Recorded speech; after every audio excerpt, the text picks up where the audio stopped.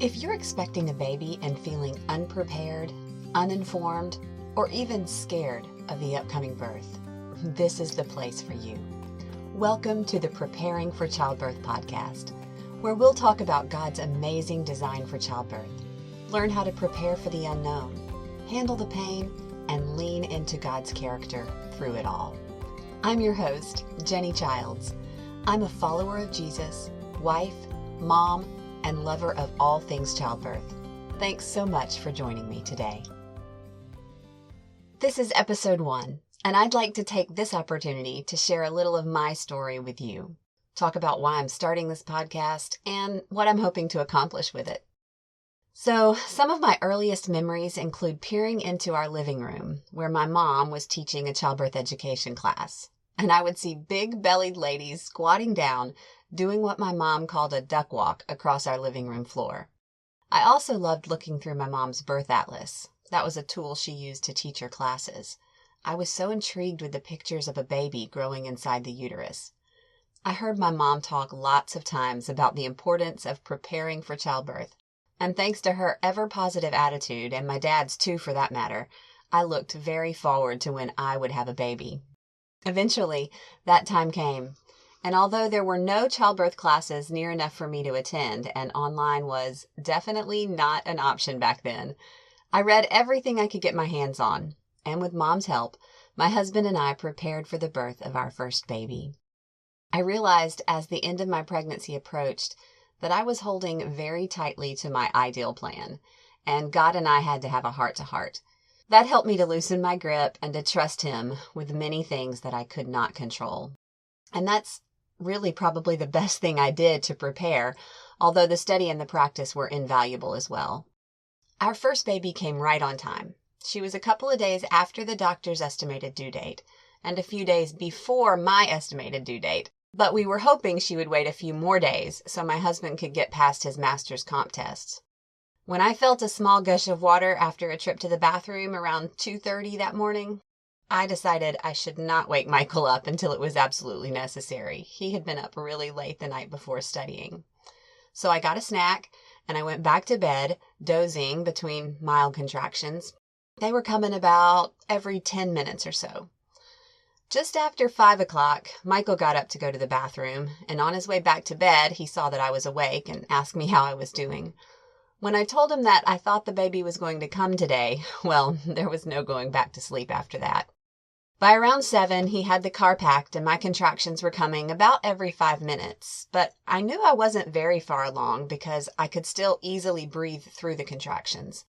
So I called the doctor because he told me to do that if my water broke. Oh, I should pause and tell you that I felt very good about my doctor. I had interviewed him before I ever got pregnant, and he was very supportive of me wanting to have what he called natural childbirth and I called prepared childbirth. He had a couple of midwives that worked with him in his practice, and from everything I could see, his words of support were backed up with his actions, and that proved to be true. Terry, one of the midwives, answered my call that morning, and she told me to come on in to the office as soon as it opened, so she could check me out and see if my water had really broken. When I got there, she confirmed that it had indeed broken, or at least leaked. I was only 3 centimeters dilated, but she sent us on to the hospital anyway. That was not my ideal plan. I had wanted to labor much longer at home, but I had tested GBS positive and knew that they wanted me to have 2 rounds of antibiotics before the baby was born. And if I didn't get all the antibiotics before baby came, they would do blood work on the baby, and I didn't want that. So I agreed to go to the hospital, and we settled into a room. The nurses were great. They knew I wanted a natural birth, and they brought me a birthing ball to rock around on. I had got a stent in my hand and took my first round of IV antibiotics, but I didn't have to stay connected after that. That was great. Michael got out his books, and he started studying for his comps, which turned out to be a great way to pass the time, because he would teach me the stuff he was reviewing. When I had a contraction, he'd let me get through it, and then we'd keep going. The contractions were still very mild.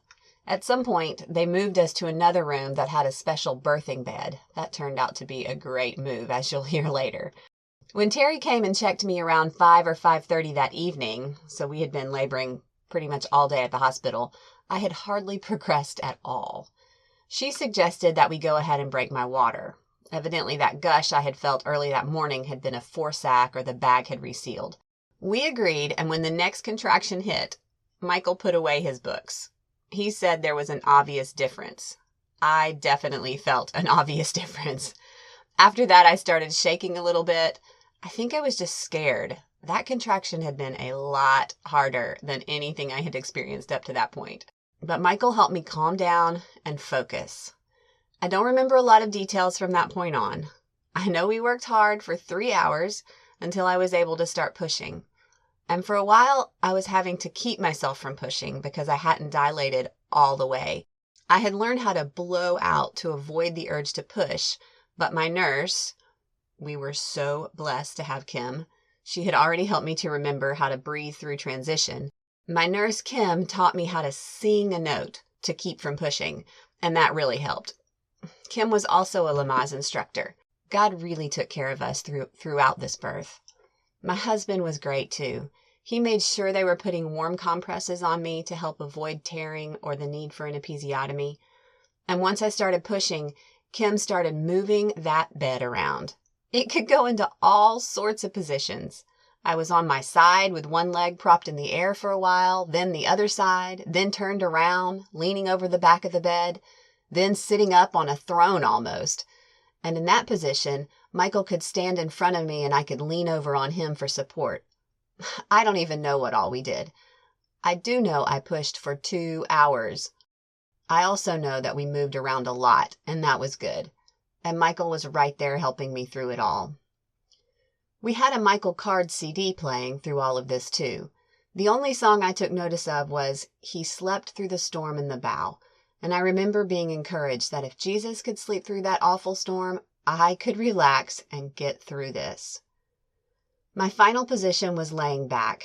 They put up a mirror so I could sort of see the baby's head. And Michael and Kim and Terry, they kept encouraging me, and that was so helpful. At one point, they put my hand down to feel the baby's head, and I think it was shortly after that I finally delivered. Wow, that baby had had her hand up by her head, which is why I'd had to push for so long. And in the end, I had a big episiotomy. That just means they had to cut me to get her out. And that's why being in that laying down position had been the final one, so my midwife had better access for the incision. Anyway, they immediately put her up on my chest, and Kim and Michael helped me get rid of my gown so I could have her directly on my skin. I just wanted to feel the little baby right there. It was wonderful. I don't really remember delivering the placenta. I was so focused on my baby.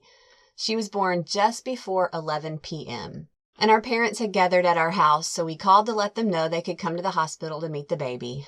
Michael went home to get a few hours of sleep before going to take his comps the next morning, so my mom and sister stayed with me at the hospital, and that was great too. That birth certainly didn't follow my ideal plan, but God's hand was with me the whole way, and my love of childbirth only grew, and I continued to learn all I could. We had 2 more babies over the next 6 years. Our second one was born just under 2 years later in that same hospital, and he came fast. I knew when the first contraction woke me up that this labor was going to be different. I was already in active labor. I did not wait to wake up my husband, and we soon headed to the hospital. Thankfully, Michael's mom had arrived the previous day, so she could stay with our firstborn when the time came. And it was time. That was perfect timing. Less than 3.5 hours after I felt that first strong contraction, which was the first contraction I felt, baby number 2 was in my arms. I even waited on the doctor to get to the hospital before I started pushing, which I would not recommend, by the way. Baby number 3 came 4 years after that, and we were living in another state where I had the opportunity to give birth in a freestanding birth center. That was great. This was another fast birth, but not as intense as the previous one. The contractions started off mild, just before 5 a.m., and grew with frequency and intensity. It just happened fast. My mom was with us to stay with the other kids this time. Anticipating a quick birth and being unsure of traffic, we did not wait very long before making the 45-minute drive to the birth center.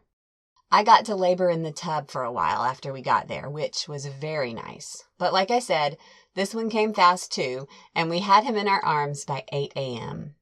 The really nice thing about this birth, besides the wonderful midwives and laboring in the tub, was getting to go home that day.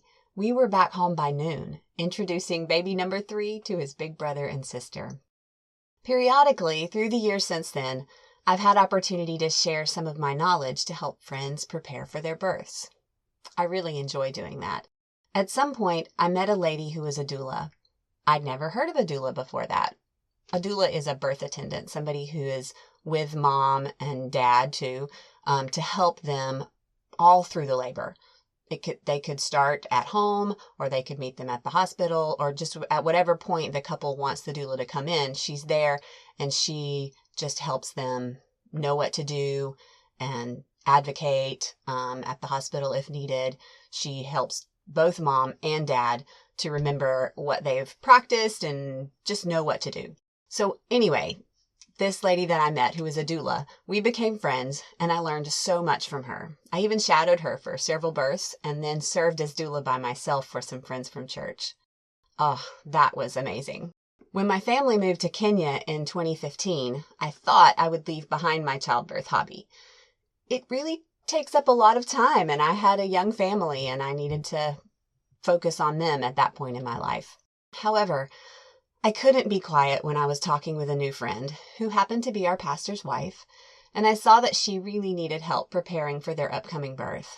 We ended up meeting several times before the birth to help her and her husband prepare, and then I also attended that birth as their doula.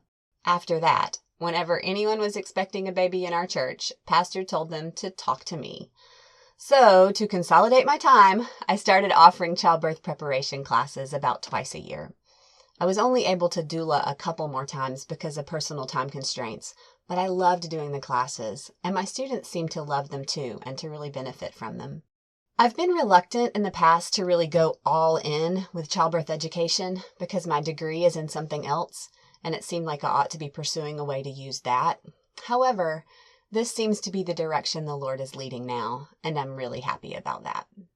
Currently, I'm in the process of becoming a Lamaze certified childbirth educator, and I look forward to helping many more people prepare for childbirth and parenthood.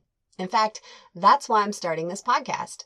I've met so many people who were scared or uninformed or both when it comes to childbirth, and I know this is a vulnerable time, and it can be a very transformational time as well. So I want to offer information and encouragement to as many people as possible to help them prepare for the beautiful event of childbirth and the parenting days ahead. Next week on the podcast, I'll talk more about how I view the time of pregnancy and childbirth and how that relates to my Christian worldview. I'll share a sort of theology of childbirth, so to speak, and I hope you'll join me for that. Then in the weeks to come, we'll look at lots of different topics to help you prepare for both childbirth and parenting. Thanks so much for listening today. It's my prayer that these podcasts will help you grow in confidence and peace as the day draws near for you to meet your little one. I'm so glad you tuned in today as you are preparing for childbirth.